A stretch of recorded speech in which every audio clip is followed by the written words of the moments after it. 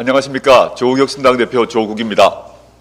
제47대 미국 대통령 선거에서 도널드 트럼프 전 대통령이 당선되었습니다. 축하드립니다. 트럼프 당선자가 대한민국 국민에게 심어준 강한 인상이 있습니다. 트럼프 당선자는 북미 회담을 앞두고 첩첩이 쌓여있던 장애물을 뛰어넘어 현직 미국 대통령으로 사상 처음이자 유일하게 북한 최고 지도자를 만났습니다. 우리는 두 정상이 손을 잡던 그 역사적 순간들을 생생하게 기억하고 있습니다. 트럼프 2기에 기대해 봅니다. 무엇보다 한반도 평화 프로세스가 복원되길 기대합니다. 종전선언, 상호안전보장, 공동번영의 정신이 다시 꽃피길 기대합니다. 이는 동북아는 물론 세계 평화를 안착하는 업적으로 이어질 것입니다. 우리 정부도 만반의 준비를 해야 합니다. 1기 트럼프 행정부의 정책을 면밀하게 살펴봐야 합니다. 무엇보다 반도체, 자동차 등 한국의 주요 수출품에 대한 미국 정부의 정책이 어땠는지가 중요합니다. 물론 그 사이 변화도 많았습니다.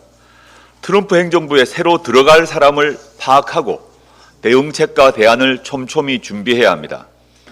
트럼프 당선자는 주한미군 방위비 분담금 문제를 거론한 바 있습니다. 이 또한 한미동맹을 더욱 탄탄하게 다지고 양측의 최상의 이익을 도모하는 방법이 무엇인지 잘 살펴 준비해야 할 것입니다. 미 행정부 전환을 꽉 막힌 대북 문제의 물꼬를 트는 계기로 활용해야 합니다. 북미 간의 새로운 대화 분위기가 형성될 때 남측이 북측의 적대적 자세만을 고집하는 것만큼 어리석은 일은 없을 것입니다. 이 정부가 친일 매국적 외교 외에는 하는 일이 없기에 걱정되어 조언하는 것입니다. 잠시 뒤 윤석열 대통령이 대국민 담화를 하고 기자회견을 합니다. 어제 저는 윤석열 대통령이 세 가지를 해야 한다고 말씀드렸습니다. 진솔한 대국민 사과가 첫 번째이고 국정농단, 위헌, 불법 행위에 대한 자백이 두 번째입니다.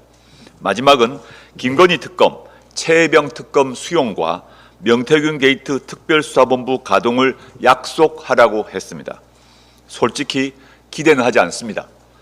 국정 방향은 옳았는데 소통이 모자랐다라는 식의 정신승리 발언, 법적 잘못은 없지만 유감이다 식의 책임 회피 발언 등을 반복할 가능성이 높습니다. 조국혁신당은 국민의 눈높이에서 윤 대통령의 담화와 기자회견을 지켜보고 그에 맞춰 응당한 조치를 하겠습니다. 감사합니다.